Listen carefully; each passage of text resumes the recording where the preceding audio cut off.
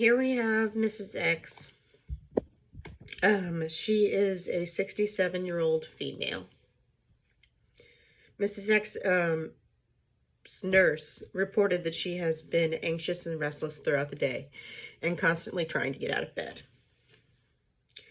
According to her, vital signs have not been stable. She appears to be hypotensive, tachycardic, and an increased respiratory rate. Her PO fluid intake has been great, and along with her maintenance IV fluids, but she has had a significant drop in her urine output in the last 24 hours.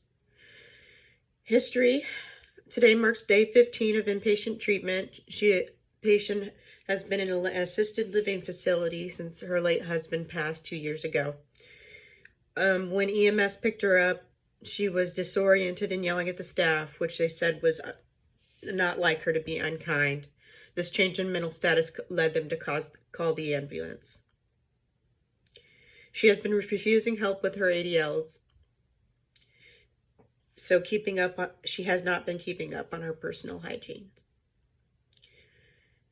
Mrs. X's last set of vitals: temperature 35.8, heart rate 110 beats per minute, respiratory rate of 24, blood pressure 88/52, and she is 92% on 8 liters of oxygen via nasopharyngeal. Mrs. X's skin is cool to the touch. She appears to be pale and diaphoretic. The patient appears to be confused. She asked when her late husband was coming to pick her up, and according to the cognition survey, she is disoriented to place and time. My diagnosis is septic shock. The elderly are at increased risk of UTI infections, which can cause change in mental status. And urinary tract infections are the leading cause of sepsis, one of the leading causes of sepsis in the elderly.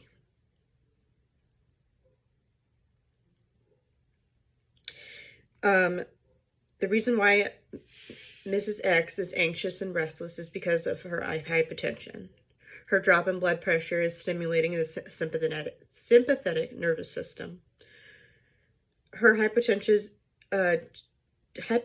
is due to the absolute relative hypovolemia, which is caused a sudden drop in her blood pressure, specifically her diastolic blood pressure.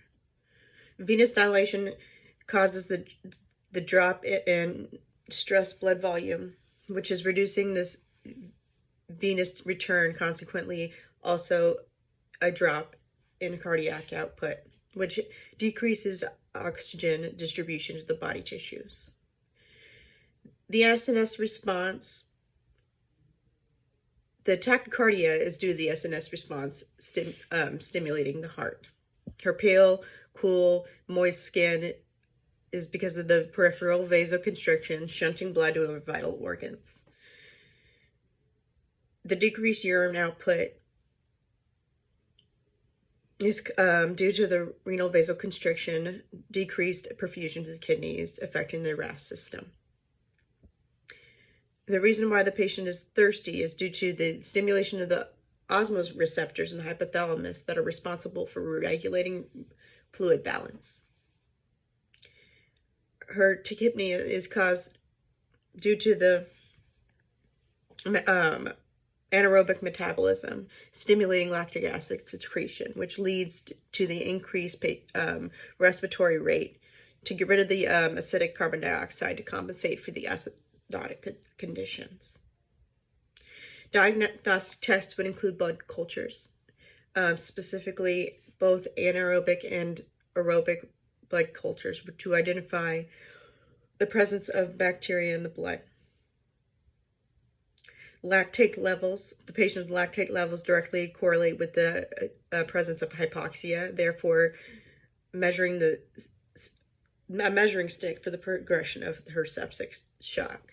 A CBC with white blood cell count differential, an increase in white blood cell count, leukocytosis, is an indicator for the presence of infection or inflammation. while the opposite of a decreased white blood cell count would leukopenia, would indicate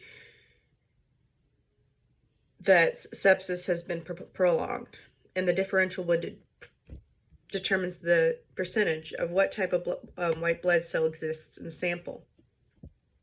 Different types have an inverse relationship, meaning they have an elevation in one means a reduction in the other. I would also get a urine culture and sensitivity. Urine cultures would confirm the urinary tract infection and identify the causative bacterium. Sensitivity will tell you the antibiotic that the bacteria is susceptible to.